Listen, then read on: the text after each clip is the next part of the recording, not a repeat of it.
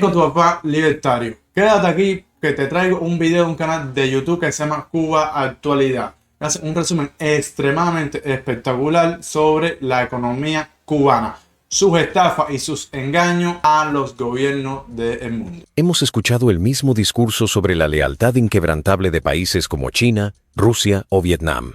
Se nos presentaba una hermandad ideológica a prueba de balas, pero el dinero, o más bien la falta de él, está rompiendo esa fachada. Un reciente informe del US Cuba Trade and Economic Council. Ese es Marrero, que lo mandaron, que es la segunda ola, porque ya fue Díaz-Canel hace una semana a hacer el mismo jineterismo de siempre y a prostituir a Cuba. Fue pidiendo dinero, pasó por China, por Rusia, por Vietnam y no le hicieron ni este caso. Incluso los que lo recogieron en los aeropuertos eran los ministros de Educación Física. No fue ni el viceministro ni el presidente. Así es el nivel de respeto que le tienen a Díaz-Canel. De apenas unas semanas, en agosto de 2025, pone negro sobre blanco lo que se murmura en los pasillos de las embajadas en La Habana. El diagnóstico es el mismo en Pekín, en Moscú y en Hanoi. Las delegaciones cubanas llegan pidiendo, exigiendo, ofreciendo esquemas de pago que nadie entiende.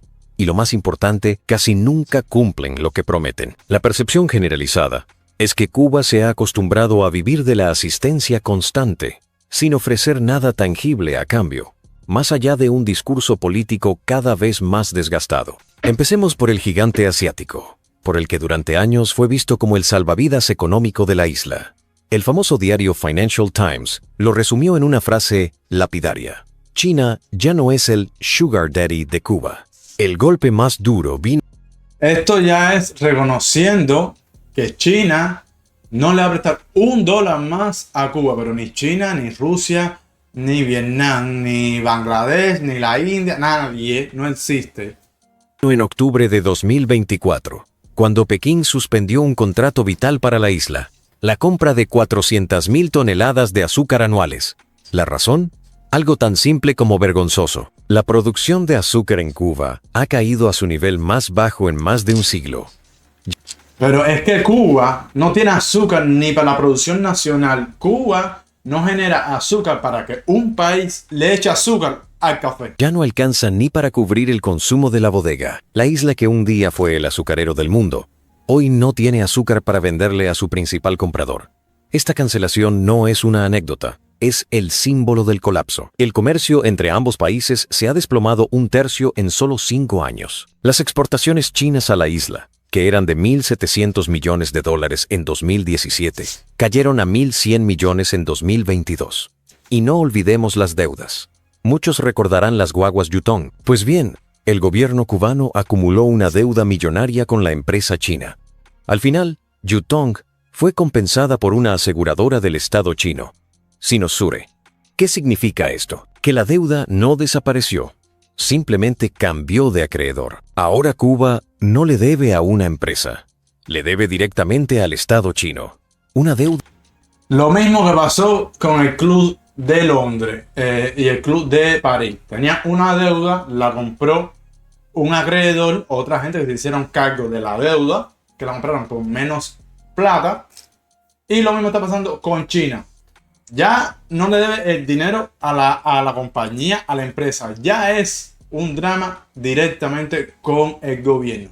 El gobierno que no le va a perdonar una más, posiblemente ya se ha hablado sobre demanda de China a Cuba. Y estamos hablando de que son aliados. De alrededor de $100 millones, que se suma al historial de impagos con otros acreedores como el Club de París. Y si la situación con China es mala, la nueva gran esperanza, Rusia, tampoco parece dispuesta a regalar su dinero. Díaz-Canel se ha volcado en los brazos de Putin buscando un nuevo mecenas. Pero en Moscú han aprendido la lección. Los inversores rusos se quejan de lo mismo que se queja cualquier cubano emprendedor.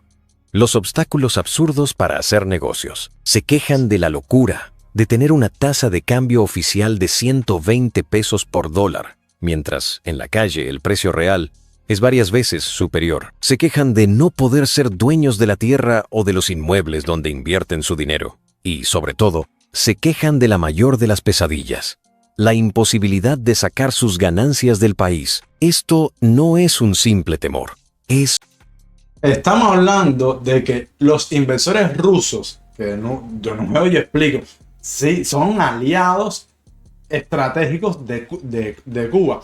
Tienen temor de invertir en Cuba porque cuando van a invertir no son dueños de lo que compran. La tasa de cambio que le da el gobierno no es la real. Es decir, ahí tienen unas pérdidas extremas y no pueden sacar sus ganancias fuera del país. No tiene una gota de sentido común, nada de lo que está haciendo el gobierno, incluso con sus aliados. Si es así con los rusos, que son sus aliados, ¿qué se puede esperar con el propio cubano? una realidad. La agencia EFE confirmó en abril de este año que el gobierno cubano comunicó a varias empresas extranjeras que no podían repatriar las divisas que tenían en los bancos cubanos. Hablamos de millones de dólares atrapados en el sistema. Así que cuando el gobierno cubano va a Moscú a pedir dinero, los rusos se preguntan con razón: ¿para qué voy a invertir si luego mi dinero queda secuestrado? En el Foro Económico de San Petersburgo. Eso es un robo. Eso literalmente se llama robo. ¿Qué es lo que hace el gobierno? La dictadura cubana día a día. En junio de 2025, los funcionarios cubanos volvieron con el mismo repertorio de promesas. Vamos a simplificar los procedimientos, vamos a flexibilizar las normas. Incluso se habló de abrir oficinas para agilizar trámites. Promesas, promesas y más promesas. El Kremlin ha puesto sobre la mesa la posibilidad de invertir hasta $1.000 millones de aquí a 2030. Pero esta vez, el apoyo viene con letra pequeña y bien grande. Rusia exige un marco legal que proteja sus inversiones, garantías efectivas contra la expropiación y, lo más importante, condiciones claras que aseguren que podrán llevarse sus beneficios sin problemas. Un influyente asesor ruso, Boris Titov, lo dijo sin rodeos en 2023, comparando a Cuba con la Unión Soviética al borde del colapso, un lugar donde todo está prohibido salvo unas pocas excepciones. Ellos están claros, ellos pusieron unas letras pequeñas en los futuros contratos y al parecer le van a meter unas inversiones a Cuba de mucho billete, inversiones que van a estar protegidas ante la ley. Pero es Cuba, es la dictadura, al final hace lo que le sale de los timbales. Y si le da la gana de quitarlo, lo va a hacer. Pero ellos no son idiotas, van a ir regalándole poco a poco terreno a los rusos para que ellos le vayan inyectando dinero a la dictadura. Dinero que no va a ir al pueblo, va a ir a la barriga de Marrero, Díaz-Canel, Raúl Castro y los bares de Sandro Castro. Y donde domina la economía sumergida. Mientras tanto, la ayuda rusa en forma de petróleo o generadores eléctricos llega, pero no resuelve nada. Los apagones siguen, porque la crisis del sistema energético cubano no se arregla con parches temporales. Como dijo un analista, Cuba necesita tiempo y dinero. Y no tiene ninguno de los dos, pero la frustración no se limita a las grandes potencias.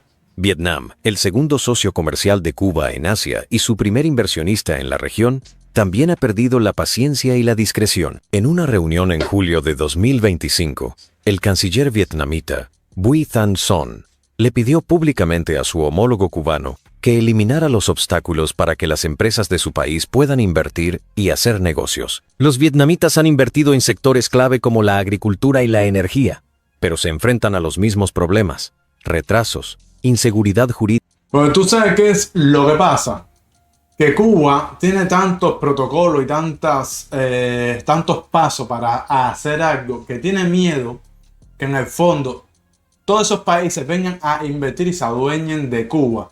La gente empieza a ganar mucho billete o algo más de lo que gana actualmente y pierde el control sobre la población.